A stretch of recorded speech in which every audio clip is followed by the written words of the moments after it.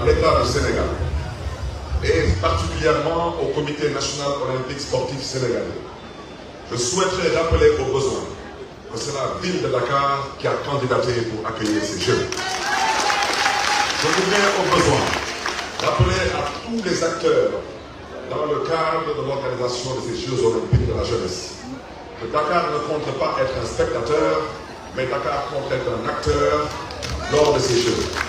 Et à ce titre, nous avons la responsabilité de nous respecter, nous avons la responsabilité de nous écouter et nous avons surtout la responsabilité de travailler ensemble.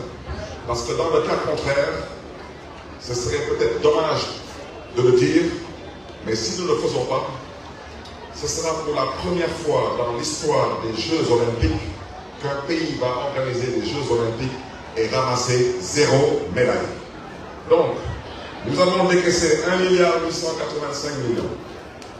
Les subventions à l'ODECAV, aux ligues et fédérations, ainsi qu'au conseil départemental et régional de la jeunesse de Dakar. La mise à disposition d'équipements sportifs aux ASC et clubs de la capitale. La construction et l'aménagement du stade municipal de Grand Yoff avec la pose d'un gazon synthétique pour un coût de 600 millions de francs CFA. Le complexe sportif et d'hébergement de Grand Yoff d'un montant de 500 millions de francs CFA. Le terrain à gazon synthétique pour un montant de 200 millions de francs CFA dans la commune de Cambérène. Un terrain à gazon synthétique pour un montant de 200 millions de francs CFA dans la commune de Dieuppeul-Derklé-Castor. La réhabilitation du terrain synthétique de la commune de Mermoz-Sacré-Cœur, particulièrement dans le quartier de Baobab. La place de culture urbaine de Dakar pour un montant de 385 millions dans la commune de Grand Yoff, communément appelée le skatepark.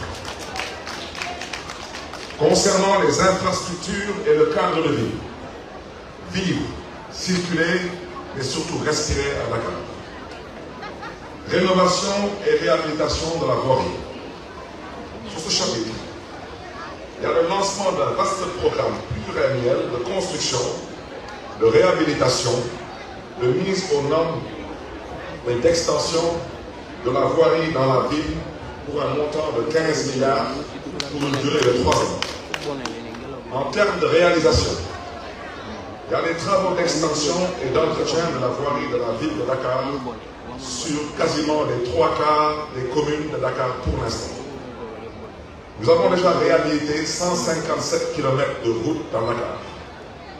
Nous sommes en train de construire 11 km de nouvelles routes, particulièrement dans les communes de Mermoz-Sacré-Cœur, dans la commune de la Padoie, dans la commune des Parcelles d'Assénie, dans la commune de Yoff, dans la commune de Grand Yoff, dans la commune de la Médina, dans la commune de HLM, de Sicap Liberté, de Biscuiterie, de Dakar Plateau, de Gueule Tapée Fass Colobane, de Dieuppeul-Derklé, de Ngor, de Ouakam, de Fann Point Amitié, de Cambérène et dans la commune de Hann Bel-Air. Il y a les travaux d'aménagement et de réhabilitation des allées Khalifa Ababacar Sy d'un montant de plus d'1,2 milliard. Il y a la pose de 218 192 mètres carrés de pavés et 64 117 mètres linéaires de bordure réalisés, incluant les cimetières de Yoff et de Saint-Lazare de Béthanie. Pour ce qui concerne le cadre de vie, les activités marchandes, concernant particulièrement l'éclairage public, un vaste programme de revamping est en cours. La ville de Dakar est aujourd'hui la deuxième ville la plus éclairée d'Afrique et figure parmi les 100 villes du monde les plus illuminées avec plus de 60 000 points lumineux, soit une densité de plus de 700 points lumineux au kilomètre carré. 15 milliards ont été mobilisés pour ce volet sur une durée de 3 ans. En termes de réalisation, nous avons 10 000 nouveaux points lumineux. le revamping complet des communes des HLM, de Biscuiterie, de Sicap Liberté, de Grand Dakar, de Fass Colobane Delta P, de Ouakam, de Ngor, de Fann-Point-E, Amitié et du Plateau. L'éclairage des cimetières de Yoff et de Saint-Lazare avec l'installation de 250 points lumineux. Le revamping de la commune des HLM avec 750 points lumineux et de la commune de Biscuiterie avec 550 points lumineux. La rénovation de 300 lampadaires solaires et de l'éclairage public de la route de l'aéroport Léopold Sédar Senghor au Mamel avec l'ajout de 200 mâts décoratifs et 385 points lumineux. L'éclairage sportif des stades de Grand Yoff et de Dieuppeul-Derklé. L'éclairage des édifices religieux tels que le mausolée de Cambérène et le Yoff. L'achèvement du revamping de Dakar. Le pavoisement 2023 des fêtes de fin d'année et la mise en lumière de la statue d'Emba et Dupont, de la porte du millénaire et de la passerelle de Gibraltar. Le revamping en LED du réseau d'éclairage public standard des parcelles assainies. La réhabilitation et la modernisation du réseau d'éclairage public de l'île de Gorée. La réhabilitation et le revamping du réseau d'éclairage de l'ancienne piste. L'alimentation en énergie solaire des édifices religieux, mosquées comme églises, la grande cathédrale de Dakar, la grande mosquée de Dieuppeul et la grande mosquée des parcelles assainies à l'unité 13. Et demain après-midi, après la prière, nous allons procéder à l'installation du réseau solaire à la grande mosquée de Massalikul Jinaan. La réhabilitation de l'éclairage public des quartiers de Cité Cœur Logui, Cité Cheikh Ahmadou Bamba de Biscuiterie et de la route principale de la police de Grand Yoff. La modernisation de l'éclairage public des années Khalifa Babacar Sy et des deux voies du camp pénal. L'extension de l'éclairage public dans la cité Murtala, la cité Bakufay de Ouakam, la cité minière de Liberté et la cité économique de la Médina. L'éclairage des jardins publics de la ville de Dakar. La remise en service des carrefours, des feux de signalisation tricolores. Concernant l'assainissement, l'opération d'entretien courant des ouvrages de drainage des eaux pluviales. Travaux de gestion de la remontée de la nappe phréatique dans le quartier de Port-Blanc. L'installation de 200 toilettes publiques préfabriquées dans les espaces ouverts de la ville pour un montant de 2 milliards de francs CFA. Concernant l'aménagement urbain, l'aménagement en cours de 57 jardins et espaces publics. Concernant les activités marchandes, l'option est d'organiser les espaces marchands en vue de faciliter le commerce et la mobilité tout en offrant un cadre de vie adéquat. La ville de Dakar, fidèle à son slogan « Dakar pour tous », rejette toute idée de marginalisation et de stigmatisation. Les termes d'éguerpissement, désencombrement sont remplacés par les termes organisation et accompagnement pour permettre à toutes les catégories de commerce, particulièrement le petit commerce et les marchands dits ambulants, de mener librement leurs activités en toute sérénité. D'autres initiatives seront entreprises dans le but de mieux organiser les espaces marchands. Dans ce cadre, la ville de Dakar participe au financement de la foire de Dakar pour un montant de 50 millions de francs CFA. La convention avec le CICES permet d'augmenter les stands dédiés aux artisans de Dakar pour pouvoir faire éclore leur savoir-faire. Concernant l'entrepreneuriat, une donnée majeure à Dakar, la lutte contre la pauvreté et l'exclusion, ainsi que la promotion de l'entrepreneuriat des femmes et des jeunes figurent en bonne place dans le programme Dakar Bénévole. En termes de réalisation, il y a une hausse de la dotation financière de 396 millions à plus de 500 millions de francs CFA.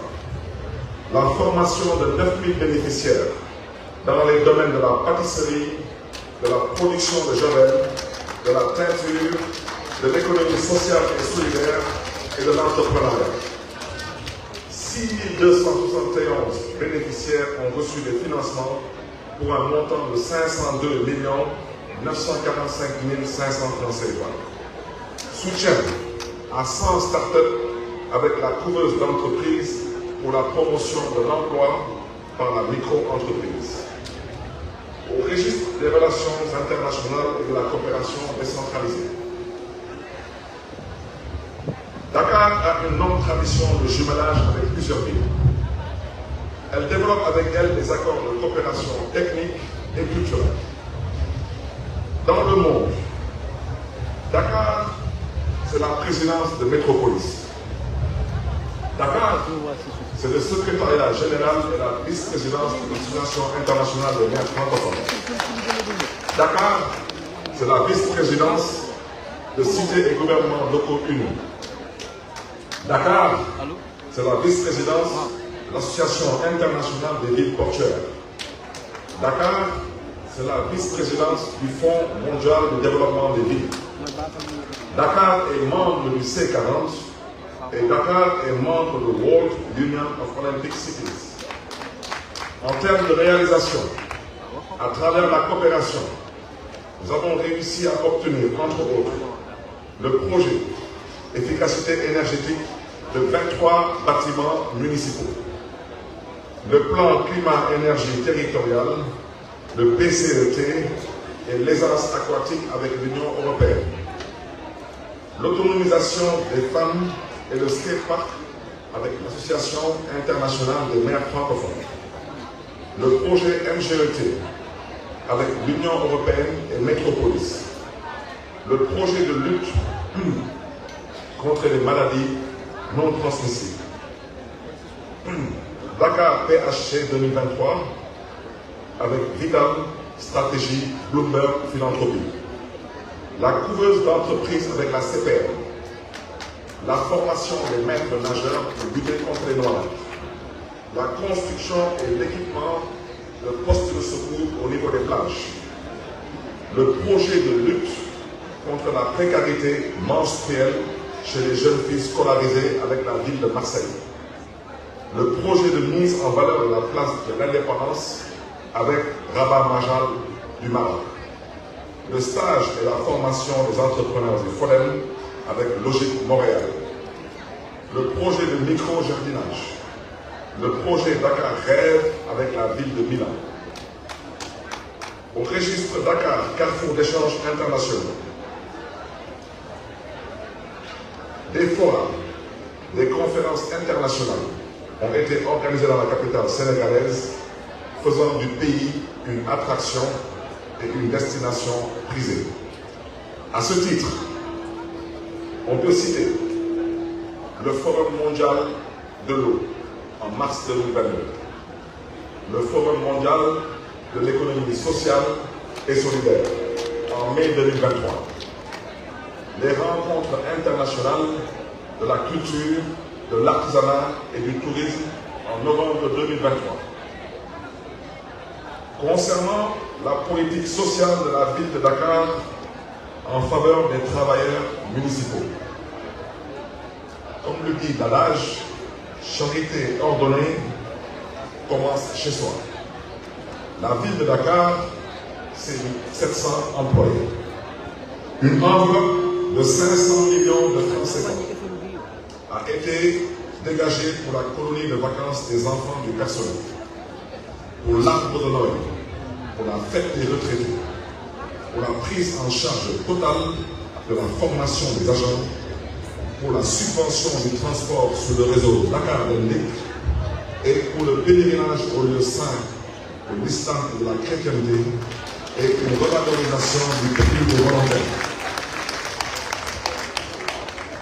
Vous me permettrez maintenant à ce stade, chers invités, de décliner nos perspectives pour les 30 prochains mois à venir. La seconde partie du mandat sera consacré à la consolidation des chantiers en cours et à la mise en œuvre des projets innovants. La marche vers 2027 sera dynamique et pragmatique. Elle concernera tous les secteurs. Au plan diplomatique, Dakar s'apprête à accueillir la réunion de la Commission Ville et Développement Durable de l'Association internationale des maires francophones en septembre 2024. La journée mondiale des métropoles en octobre 2024. Le Forum international de la démocratie participative en 2025. Au plan culturel, le Festival des musiques, des peuples et des cultures pour lancer officiellement notre adhésion totale et notre implication sans aucune arrière-pensée pour la réussite de l'organisation des Jeux olympiques de la jeunesse Dakar 2026. Une subvention de 100 millions de francs CFA sera allouée à la Fondation Cheikh Anta Diop au plan de la jeunesse et du sport. Comme je l'ai dit tantôt, l'organisation des Jeux olympiques de la jeunesse. Nous avons pour mission de nous préparer à l'organisation de cet événement en mettant en place un comité de pilotage. Dakar sera une ville olympique et surtout une ville verte et propre. C'est la raison pour laquelle nous allons nous concentrer sur la valorisation des artères principales, sur l'aménagement des espaces publics, sur les infrastructures sportives et récréatives, entre autres la végétalisation des espaces verts, des pistes cyclables et des minibus électriques, une propreté urbaine, un renforcement des infrastructures sportives, une organisation de tournois interscolaires sous la formule de l'ancienne IASU, la mise en place de la plateforme e-sport pour le développement de la pratique. Au plan sanitaire et social, toujours en parlant des perspectives, je poserai d'ici la fin de l'année 2024, Inch'Allah, la première pierre pour la construction de l'hôpital des Parcelles Assainies. Dans le courant de 2025 et 2026, nous poserons la première pierre pour la construction des 3 autres centres de dialyse à Dakar. Je rappelle que la ville de Dakar est composée de 4 arrondissements. Pour l'instant, il n'y a que l'arrondissement de Grand Dakar qui a été doté d'un centre de dialyse d'une capacité de 120 patients par jour.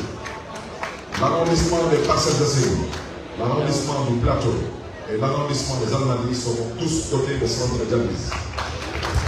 Le relèvement des plateaux techniques de l'hôpital Abbas Ndao et de l'Institut d'hygiène sociale.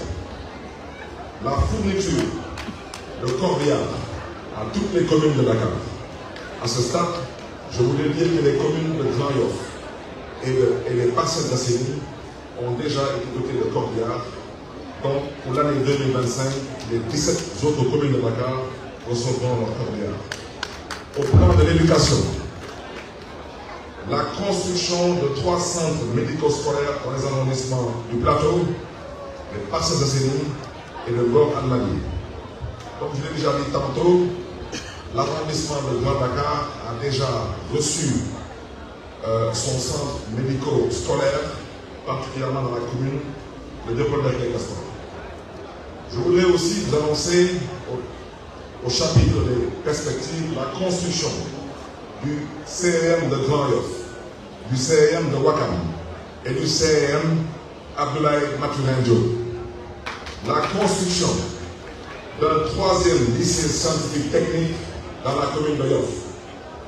Au plan des infrastructures, la poursuite du programme de rénovation et de réhabilitation de la voirie urbaine de Dakar.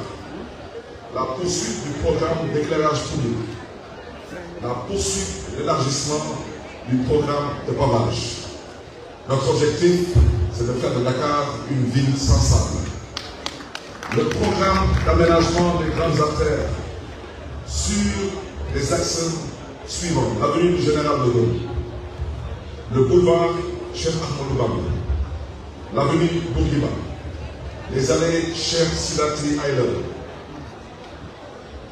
les allées Tcherno Sédou Nourou Tall. Je voudrais aussi annoncer la construction de 3 postes de secours à Anse-Bernard, à la plage du Témouni et à la plage de Koussoum, d'un coût de 100 millions de francs CFA pour lutter contre les noyades.